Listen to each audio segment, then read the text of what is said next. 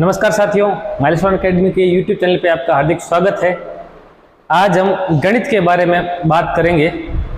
गणित सब्जेक्ट ऐसा सब्जेक्ट रहा है जिसमें बहुत सारे विद्यार्थी पूरे में से पूरे नंबर लेके आते हैं, जिनकी अच्छी से रुचि रहती है, जिन्होंने स्टार्टिंग से अपने गणित को मजबूत रखा है, उन स्टूडेंट के पूरे में से पूरे नंबर आ जाते हैं। लेकिन जिनका बैकग्राउंड गणित नहीं रहा है, जिन्होंने गणित में इतनी पकड़ नहीं बनाई है, या फिर जिनका गणित से डर रहा है अंदर से, वो डरने वाले विद्यार्थी ये गणित के इतना डरते हैं कि पूरा सब्जेक्ट ही छोड़ देते हैं। तो अगर आप उनमें से हो जिन्हें इस सब्जेक्ट से डर लगता है, तो आपके लिए वीडियो ज़्यादा महत्वपूर्ण है। दोस्तों, अगर कैसा रहे, आपको मैं ये कहूँ कि आपको कोई फार्मूला याद नहीं करना है और आपके गणित में से पूरे नंबर आ सकते हैं। सुनने में आपको ऐसा लगेगा कि हाँ, ये पॉसिबल नहीं है, हमारे को तो सर ने बहुत सारे सूत्र याद करवाए थे। मैं कह रहा हूँ कि उन सूत्रों को याद करने की कोई आवश्यकता नहीं है। आप सिंपल आसान बोलचाल की भाषा में जैसे अपन सीखते हैं, उन्हीं चीज़ों के आधार पे आप गणित को सॉल्व कर सकते हो। कुछ आसान ट्रिक्स हैं, तरीके हैं, उन तरीकों पे आप अगर गौर करेंगे तो सारे सवाल एक ही ट्रिक के ऊपर होते हुए नजर आ जाएंगे। इसमें सबसे महत्वपूर्ण जो काम निभाता है वो है अनुपात, समानुपात और प्रतिशत। अधिकतर जो गणित के टॉपिक हैं वो सारे इन्हीं टॉपिक के इर्द गिर्द चलते हैं, जैसे लाभ हानि, परसेंटेज लाभ, परसेंटेज हानि, या बात करें अपन ऊंचाई में वृद्धि, या फिर किसी में जनसंख्या में कमी, या और किसी भी टॉपिक को बात करें जैसे ब्याज, साधारण ब्याज, चक्रवृद्धि ब्याज कितने परसेंटेज रहा। तो ऐसे जितने भी टॉपिक हैं ये सारे के सारे परसेंटेज के इर्द गिर्द ही घूमते हैं। और परसेंटेज को ही अपन क्या कहते हैं, जैसे 5%, 5% का अर्थ हुआ 5/100, इसका अर्थ हुआ 1/20, यानी इसको भी अपन अनुपात के अंदर कन्वर्ट कर सकते हैं। तो अनुपात और परसेंटेज एक दूसरे के पूरक ही है। यहाँ पे अपन देखते हैं कुछ क्वेश्चन जो अपन सॉल्व करके और इस टॉपिक को और अच्छे से कवर करने की कोशिश करते हैं। कुछ सवाल ले लेते हैं। सवाल नंबर 1, एक विद्यार्थी ने किसी संख्या का 5/3 से गुणा करने के बजाय इसे 3/5 से गुणा कर दिया। आसान, करना क्या था, उसको 5/3 से गुणा था, इसकी बजाय इसने कर दिया 3/5 से गुणा। तो परिकलन में कितने प्रतिशत इसने त्रुटि कर दी। आपसे पूछा है त्रुटि का प्रतिशत। ठीक, अब आपसे ये कहें कि ये इसने अनुपातों में कुछ काम गड़बड़ किया है, 5/3 की बजाय 3/5 से गुणा किया, तो इसको पहले सिंपल अनुपात में लेके आओ, साधारण अनुपात जो अपन देखते हैं 2:3, 3:5, उसी हिसाब से उस अनुपात में लाने के लिए अपन क्या करते हैं, इनको वज्र गुणा कर दो। ठीक बात। तो 5 का गुणा 5 से किया, कितना हो गया 25, और 3 का गुणा 3 से हुआ तो ये हो गया 9। इस क्वेश्चन को अब यहाँ से वापस पढ़ना स्टार्ट करो कि इसने किया 25, इसको करना था और इसने कर दिया 9। तो अब ये पूछ रहा है आपसे त्रुटि परसेंटेज कितना है। तो 25 से 9 तक जाने में कितने परसेंटेज की त्रुटि हो गई, कितना परसेंट की एरर हो गई। अगर अब आपसे ये पूछा जाए कि परसेंटेज निकालना है, सबसे पहले दिमाग के अंदर अपने आप से कुछ भी चीज़ पूछो कि पूछ रहा है आपसे त्रुटि परसेंट। जब भी परसेंटेज पूछे, पहला सवाल अपने आप से यही पूछना है कि कितना। पूछा क्या है, त्रुटि, तो कितनी त्रुटि। तो इस सवाल का जवाब बताओ कि कितनी त्रुटि हुई, कितनी इससे गलती हुई। 25 से 9 तक जाने में गलती कितनी हुई इसकी, 16 की। तो कितने परसेंट, यानी पहला सवाल कितना, कितना मतलब 16। दूसरा सवाल पूछोगे किस पे, ये 16 हुआ किस पे हुआ, ये हुआ 25 पर। अब क्या चाहते हो, परसेंटेज। परसेंटेज के लिए आपको गुणा करना पड़ेगा 100 से। आसान, 25 का गुणा हो जाएगा इससे 4 बार कट जाएगा, और 16 चौके हो जाएगा आपका 64, और ये आपका 64% बन गया। इसका मतलब आंसर हो जाएगा आपका सेकंड। तो 64% की इसने त्रुटि कर दी। सबसे आसान चीज वापस देख लो, इसको करना था, इसको 5/3 से गुणा कर दिया, इसने 3/5 से गुणा। ठीक, इसको अनुपात में अपन बदल लेते हैं, इसलिए अपन वज्र गुणा कर दिया। यहाँ से हो जाएगा 25, और 3 का 3 से गुणा हो जाएगा 9। 25 से 9 तक जाने में कितना से गलती हुई कितना, 16। किस पे हुई, 25 से। तो 16/25 गुणा 100। यही तरीका आगे आने वाले सवालों में भी काम आएगा। इस सवाल को आप वापस से अगर करना चाहते हैं, वीडियो पॉज करके और इस सवाल को एक बार वापस से देख लीजिए। अगला प्रश्न, प्रीति ने किसी परीक्षा में 40% अंक प्राप्त किए जो उत्तीर्णांक से केवल 30 अंक अधिक थे। जब भी कभी ऐसा प्रश्न आए जिसके अंदर अपने से प्रश्न पूछा गया है कि उत्तीर्णांक दे रखे हों, परीक्षा के नंबर दे रखे हों, या फिर दे रखा हो कि फेल हो गया या अधिक नंबर आए पास हो गया, इस टाइप के जो भी सवाल है उस टाइप के लिए अपने को क्या करना है, एक खड़ा डंडा खींच लो। ठीक, बिना कुछ सोचे सबसे पहले ये काम कर लो।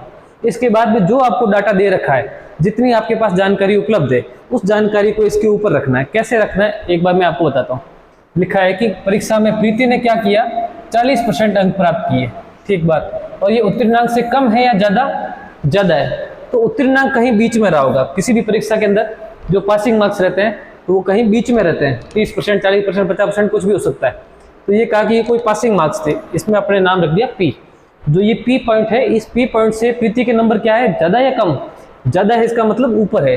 तो प्रीति के नंबर आए कितने, 40%। एक साइड में अपन परसेंटेज में लिखेंगे और एक साइड में अपन नंबरों में लिखेंगे। अच्छा, अंकों की बात कर रहे हैं कि उत्तीर्णांक से केवल 30 अंक अधिक है, यानी उत्तीर्णांक से कितने अंक अधिक गया, ये अंक अधिक गया 30।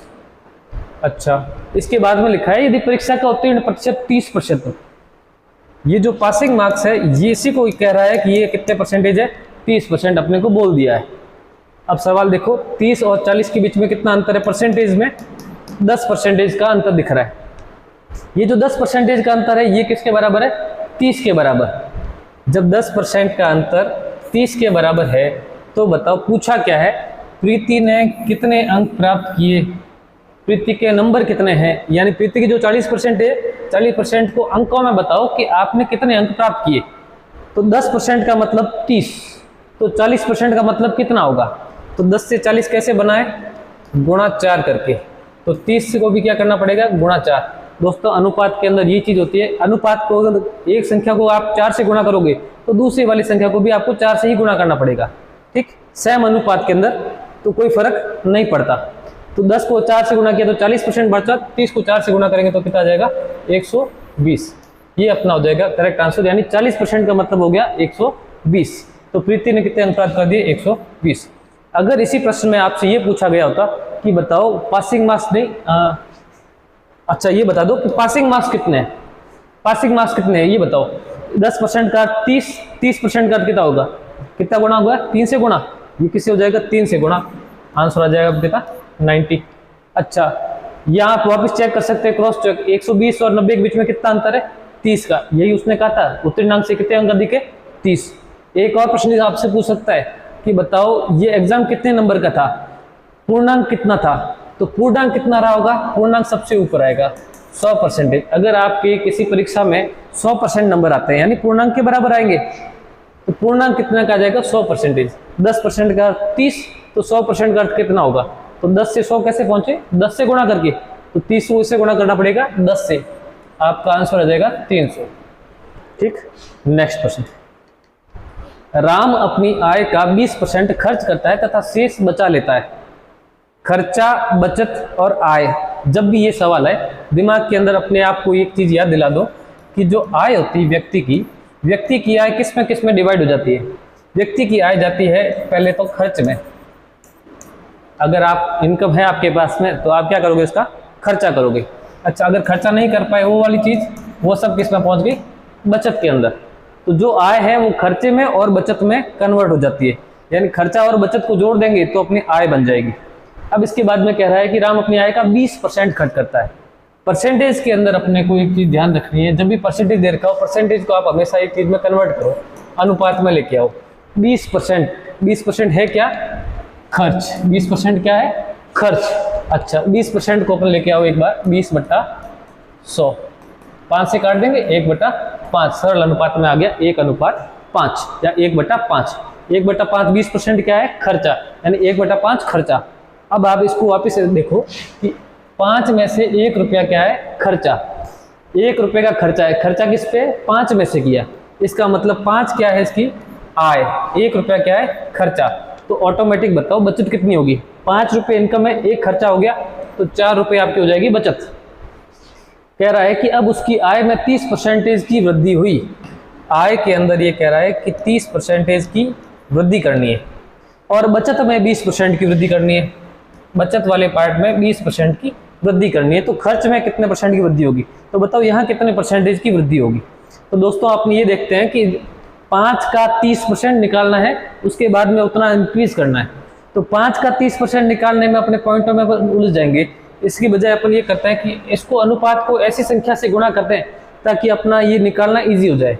तो अपन देखो इसको 10 से गुणा कर देते हैं, अगर अगर 50 रुपये आए हैं, 10 रुपये खर्चा और 40 रुपये बचत है, इस हिसाब से समझते हैं। तो 50 का 30%, 50 का 30% कितना आ जाएगा 15, 40 का 20% कितना हो गया 8।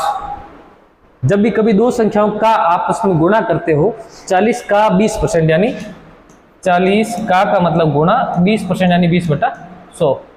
किन्हीं दो संख्याएं जिनके दोनों के पीछे अगर शून्य हो तो इसका मतलब ये दोनों शून्य कट जाएंगे 100 वाले से।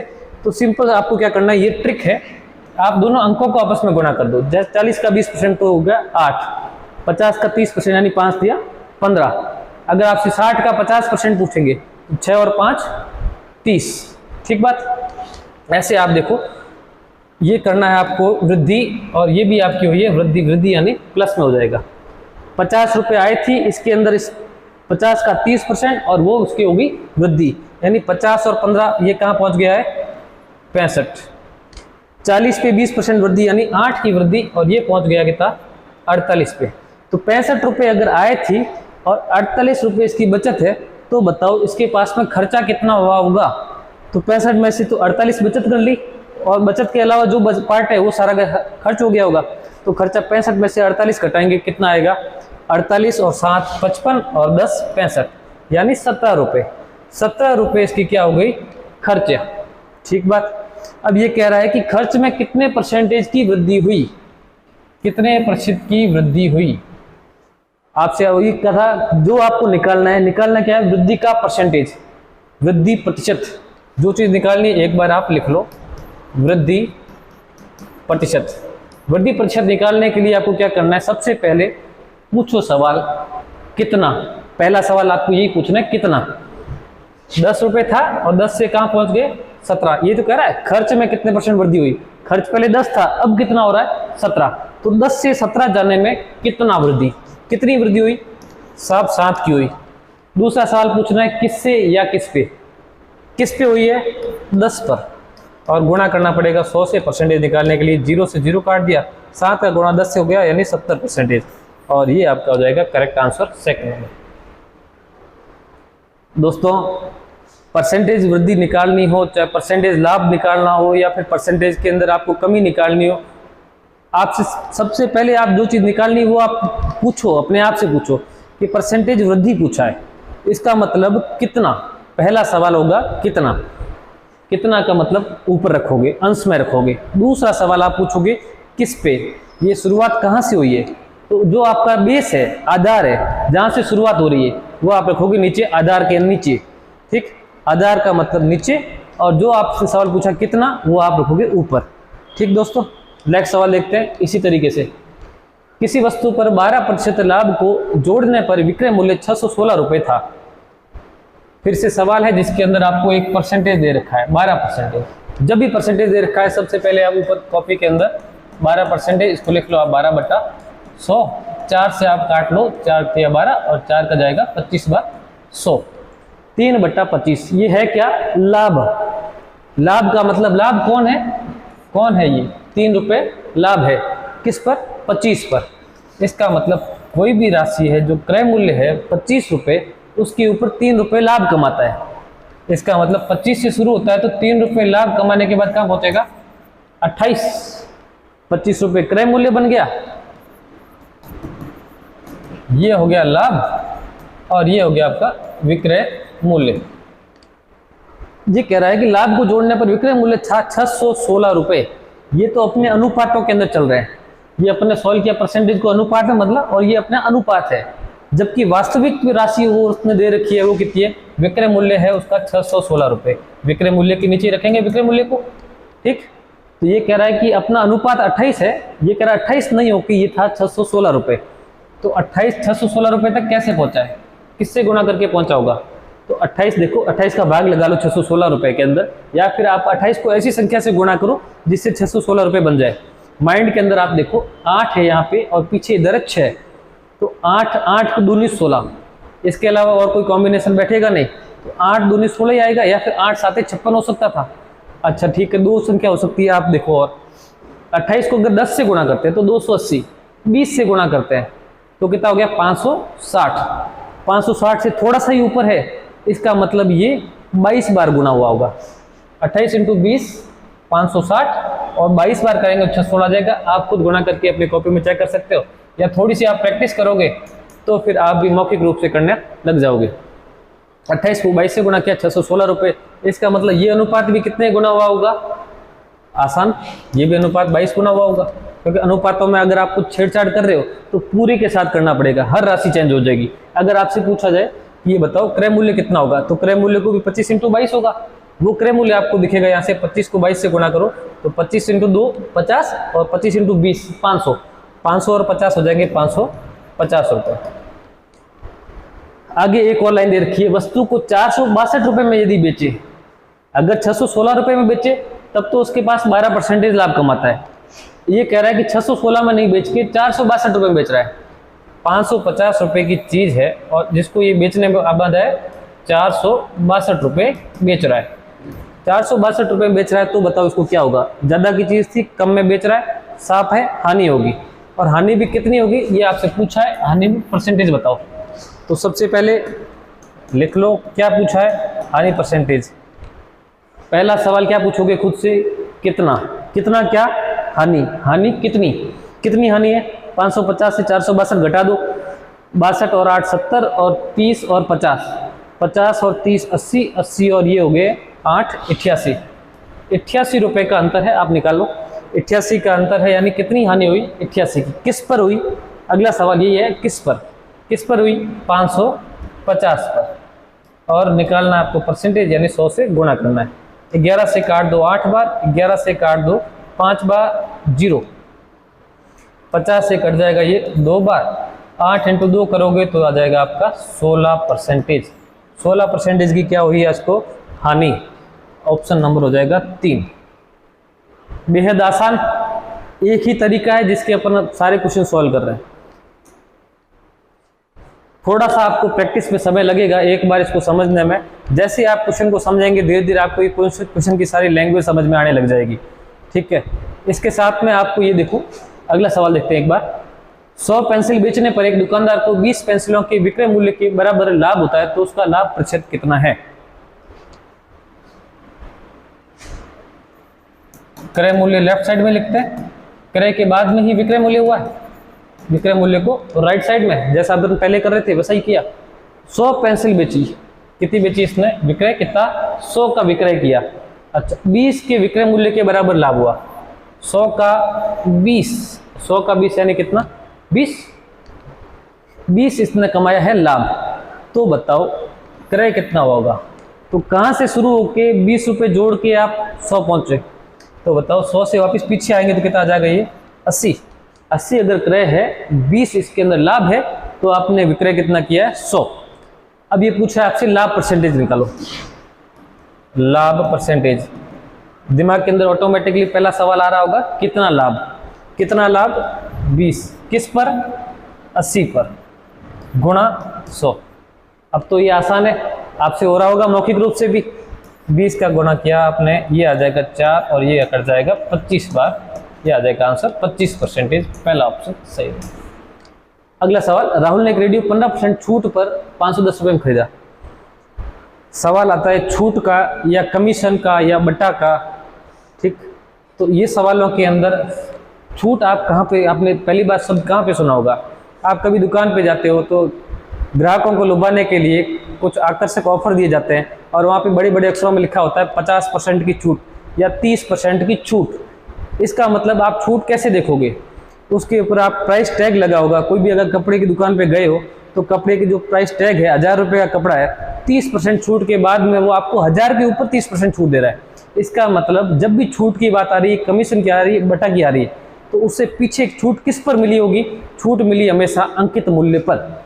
किस पर मिली? अंकित मूल्य। राहुल ने एक रेडियो 15% छूट पर, तो 15% को पहले सॉल्व करते हैं। 15% यानी कितना? 15/100, 5 से काटो 3/20। अच्छा, इस बार ये क्या है? 15% क्या है आपकी? छूट। तो छूट कौन है? 3 रुपये। इसका मतलब छूट मिली आपको 3 रुपये की। किस पर?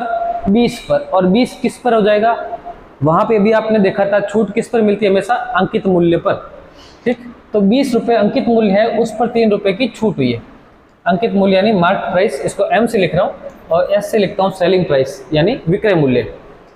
20 रुपये अगर अंकित मूल्य है, इस पर 3 रुपये की छूट देके उसने सामान बेचा है दुकानदार ने, तो बताओ 20 का सामान उसने कितने में बेचा होगा? 20 है, उसमें 3 रुपये की छूट है और बेच दिया। इसका मतलब दुकानदार के लिए सेलिंग प्राइस यानी विक्रय मूल्य ये कितना आ जाएगा? यहाँ पे हिंदी में भी लिख लेता हूँ मैं, अंकित मूल्य है। तो 20 रुपये की चीज को 17 रुपये के अंदर बेचा, ये दुकानदार के लिए कि दुकानदार ने 20 का सामान 17 रुपये में बेच दिया और 3 रुपये की उसने छूट दे दी। यहाँ पे अपने वास्तविक में क्या दे रखा है कि 510 रुपये में राहुल ने खरीदा। राहुल के लिए जो दुकानदार के लिए विक्रय मूल्य, दुकानदार ने जो सामान आपको पकड़ाया है, तो अपने लिए वो क्या हो जाएगा? क्रय मूल्य। अपन उसमें वो सामान खरीद रहे हैं, यानी यही राशि, ये राशि कितनी है? 510 रुपये। ये 510 रुपये की राशि कैसे पहुंचे होंगे? जो भी तक अपन कर रहे थे वही अनुपात देखो, 17 को 3 से गुणा किया तो 17 तिया 51, और 0 से गुणा और कर देंगे तो कितना हो जाएगा? 510। 17 तिया 51 और 10 से और गुणा हो गया, 30 से गुणा हो गया इसका मतलब। इस अनुपात को भी किससे गुणा करना पड़ेगा? 30 से, और 30 से गुणा करते ये कितना बन जाएगा? 600 रुपये। इसका मतलब अगर विक्रय मूल्य उसका 510 रुपये था तो उसका अंकित मूल्य रहा होगा 600 रुपये। आगे पूछा है, ये अंकित मूल्य पूछा था, तो इसका आंसर हो जाएगा 600 रुपये। इसके अंदर अगर मैं आपसे ये सवाल पूछूं कि दुकानदार ने कितने रुपए की छूट दी, तो बताओ 600 रुपये अंकित मूल्य था, 510 रुपये इसका विक्रय मूल्य हुआ, तो बताओ कितने रुपए की छूट दी दुकानदार ने? तो आंसर आ जाएगा साहब 90 रुपये का। ठीक, नेक्स्ट, किसी धन का साधारण ब्याज कितने प्रतिशत वार्षिक ब्याज की दर से 8 वर्ष में 2 गुना हो जाएगा? लाभ हानि जैसा अपन ने बड़ा टॉपिक है उसको अपन ने काफ़ी हद तक कर लिया है। इसके बाद में अपन देखते हैं साधारण ब्याज। साधारण ब्याज की खासियत क्या होती है? साधारण ब्याज के अंदर प्रति वर्ष जो ब्याज की राशि है वो समान रहेगी। आज जितना ब्याज है 5वें वर्ष भी उतना रहेगा, 6ठे वर्ष भी ब्याज उतना ही रहेगा। अगर यहाँ पे अपन सवाल देखते हैं, सवाल दे रखा है कि साधारण ब्याज, सबसे पहले आप सवाल ब्याज का जब भी देखो, साधारण ब्याज है या चक्रवृद्धि ब्याज है, इस पे आप एक बार गौर करो। इसके बाद लिखा है कि कितना गुना हो गया? ये 2 गुना। मान लीजिए कि आपके पास 1 रुपया था, 1 रुपया कितने गुना हो गया? 2 गुना। तो 2 गुना यानी कितने रुपए हो गए? 2 रुपये हुए। 1 रुपये से शुरुआत की और 2 रुपये तक पहुंचे। कितना टाइम लगाया आपने? 8 वर्ष लगाए। कितने वर्ष लगाए? 8 वर्ष। एक बार यहाँ लिख लो, 8 वर्ष लगाए 1 रुपये से 2 रुपये करने में। इसका मतलब 8 वर्ष में आपने कितने रुपए कमाए?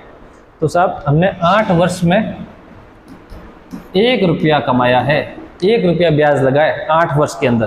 तो 8 वर्षों में 1 रुपया ब्याज। पूछा आपसे क्या है? कितने % वार्षिक ब्याज की दर? कौन सी दर? वार्षिक ब्याज की दर, यानी 1 वर्ष के अंदर ब्याज की दर कितनी है? ब्याज दर और परसेंटेज, ये आपसे पूछा है और है वार्षिक। 8 वर्षों में 1 रुपया है, यानी आपसे पूछा है कि 1 वर्ष का बताओ। तो बताओ 1 वर्ष में कितना हो जाएगा? चूंकि नियम क्या कहता है कि 8 साल में 1 रुपया कमाया, तो 1 साल में कितना कमाया होगा? 1/8 रुपये। यही आपके पहले सवाल का आंसर है कि ब्याज के अंदर दर परसेंटेज निकालना है। इसका मतलब बताओ, पहले ऊपर क्या लिखोगे? सवाल फिर से पूछोगे, परसेंटेज के अंदर मतलब कितना ब्याज, यही पूछोगे उससे। कितना ब्याज? 1 वर्ष में कितना ब्याज कमाया? 1/8 रुपये। किस पर कमाया? किस पर कमाया आपने? 1 रुपये से शुरुआत हुई है और निकालना किस पर है आपको? 100 पर है, तो गुणा कर देंगे 100 से। तो ये बटा 1 का तो कोई मतलब नहीं है, ये हो गया 1/8 गुणा 100 यानी 100/8। इसको आगे सॉल्व करेंगे तो आ जाएगा 12.5%। आंसर हो जाएगा आपका 3 नंबर। नेक्स्ट सवाल है, किसी राशि पर 5% वार्षिक की दर से 3 वर्षों और 4 वर्षों में प्राप्त साधारण ब्याजों में 42 रुपये का अंतर है। बिल्कुल आसान सवाल है, अगर आपने पहले से पढ़ रखा है तो आपके लिए तो आपको सवाल देखते ही समझ में आ जाएगा। अच्छा चलो, अगर जिसने नहीं देख रखा है उनके लिए देखते हैं कि मैंने आपको पहले कहा था कि अगर साधारण ब्याज है, ब्याज कौन सा है? साधारण। अगर ब्याज साधारण है तो प्रति वर्ष ब्याज की राशि जो रहेगी वो आपकी समान रहेगी। तो कह रहा है 3 वर्षों और 4 वर्षों में प्राप्त ब्याज। कोई भी राशि से अपन शुरुआत की, पहले वर्ष यहाँ पहुँचे, दूसरे वर्ष, तीसरे वर्ष और चौथे वर्ष, ऐसी कोई भी राशि जो आगे बढ़ रही, धीरे धीरे इसमें रोज ब्याज ऐड हो रहा है। ये सारा इसमें ब्याज है। ये जितनी राशि है वो राशि सेम ये है, वही राशि ये है, वही राशि सेम ये है। साधारण ब्याज की यही खासियत है। अच्छा, फिर आपसे ऊपर दे रखा है 5% वार्षिक की दर है। दर कितनी है? 5%। तो 5% का कितना हो जाएगा 5/100 यानी 1/20। इसका मतलब ये दर है 20 रुपये पर 1 रुपये ब्याज। 20 रुपये क्या हो जाएगा आपका स्टार्टिंग का मूलधन। मूलधन के ऊपर 1 रुपये की है इसमें ब्याज। तो शुरुआत कहाँ से करेंगे साहब, 20 पर 1 रुपया ब्याज है यानी 1 रुपया ऐड होके कहाँ पहुँचेगा 21, फिर से 1 रुपया ऐड होगा 22, 1 रुपया फिर से हुआ 23, फिर से 1 रुपया 24, हर बार 1 रुपया होगा। अच्छा, ये कह रहा है 3 वर्षों में प्राप्त साधारण ब्याज। तो बताओ 1 साल में ब्याज कितना 1 रुपया, तो 3 सालों में कितना ब्याज आएगा 3 रुपये। 3 वर्ष का ब्याज हो गया साहब 3 रुपये। तो बताओ 4 वर्षों में ब्याज कितना हुआ, 4 वर्षों में ब्याज हो गया 4 रुपये। यही तो कह रहा है 3 वर्षों का ब्याज और 4 वर्षों का ब्याज, इन दोनों में प्राप्त साधारण ब्याजों में 42 रुपये का अंतर आता है। अपने अंतर कितने का आ रहा है, अपने अंतर आ रहा है 1 रुपये का, और ये कह रहा है कि 1 रुपया नहीं होकर ये अंतर कितना है 42 रुपये का है, यानी इसी का इसने मान दे रहा है 42 रुपये। ये वास्तविक मान है और ये सारा अपने अनुपातों का मान आया है। तो 42 तक पहुंचने के लिए क्या करना पड़ेगा आपको, गुणा 42 करना पड़ेगा। जो भी अपने अनुपात है उन सबको 42 से गुणा करो तो आप जो वास्तविक मूल्य है वहां तक पहुंच जाओगे। पूछा आपसे क्या है कि वह राशि कितनी है, वो राशि अपने लिए कितनी थी, देखो 20 से शुरुआत की, इसका मतलब अपने लिए मूलधन था 20। क्योंकि अपने को वास्तविक तक पहुंचना है, वास्तविक तक पहुंचने के लिए गुणा करना पड़ेगा 42 से, तो ये भी संख्या हो जाएगी 42 से गुणा। 42 से गुणा होते ही कितना हो जाएगा 42 दूनी 84 और हो गया 0, 840 रुपये। आंसर आपका 4th। नेक्स्ट सवाल लेते हैं, यदि कोई धन साधारण ब्याज से 2 वर्ष में 720 रुपये तथा, ये फिर से सवाल है जो आपके साधारण ब्याज का है, अगले 5 वर्ष में 1020 और 2 वर्ष में 720। डायग्राम आपके दिमाग में भी बना हुआ ही था, वैसे देख लो एक बार फिर से, 1 2 3 4 और ये 5वां वर्ष, ये 5 वर्ष।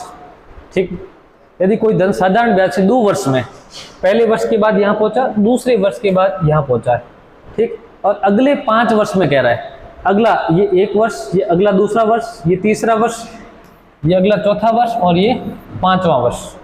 यही तो कह रहा है कि 2 वर्ष के बाद में कितना हो गया ये 720 रुपये। अच्छा, और अगले 5 वर्ष बाद 1 2 3 4 और 5, इन 5 वर्षों के बाद कहाँ पहुँच गए 1020 रुपये पहुँच गए। तो बताओ इन दोनों के बीच में कितने रुपए का अंतर आया है, यानी 5 वर्षों में ब्याज से उसने कितनी कमाई की। तो 5 वर्षों में देखो कितना अंतर है 300 का। इस 300 रुपये में 5 वर्ष लगाए, 1 2 3 4 और 5, और अपने को पता है ब्याज कैसा है, साधारण ब्याज। अगर ब्याज साधारण है तो प्रति वर्ष ये जो राशि रही होगी सब समान रही होगी, ठीक। तो 5 टुकड़ों का मान कितना है 300 रुपये, तो एक टुकड़ा कितने का होगा, 5 वर्षों में कमाए 300 रुपये, तो 1 वर्ष में कितने कमाए होंगे, 1 वर्ष में कितने कमाएगा 60। ऐसे देख लो, क्योंकि 5 वर्ष में कितने कमाए 300 रुपये, तो 1 वर्ष में कितने हो जाएंगे 300/5, यानी आ जाएगा 60 रुपये।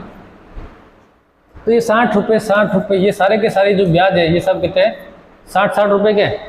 तो इसका पीछे भी जो ब्याज रहा होगा वो भी कितना होगा 60 रुपये का ब्याज। आप 2 वर्ष बाद कहाँ पे खड़े हो, यहाँ पे 720 रुपये।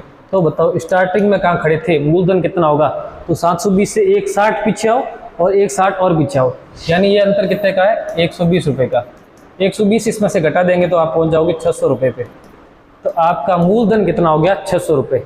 ये आपसे पहला सवाल पूछा है धन कितना है, तो धन कितना आ गया 600 रुपये। दूसरा सवाल पूछा है कि दर क्या है, कितने % की दर है। दर निकालने के लिए अपने को पता होना चाहिए शुरुआत कहाँ से हुई है 600, कितने रुपए ब्याज कमा रहा है 60 रुपये, यानी 1 वर्ष की कहानी अपन लिखते हैं तो ये आ जाएगा 660 तक पहुँचा। पहले वर्ष की कहानी यही है, और दर आप हमेशा यहीं से निकालोगे। दर निकालने के लिए आपने क्या देखा था, परसेंटेज में पहला सवाल पूछोगे कितना, दर किसकी है ब्याज की, तो कितना ब्याज, कितना ब्याज 60, किस पर हुआ 600 पर, गुणा 100, 100 से काट लो आप और 6 से ये कटेगा 10 बार, यानी 10% की दर आई। तो 10% की दर हो गई और 600 रुपये का ये हो गया आंसर नंबर 3।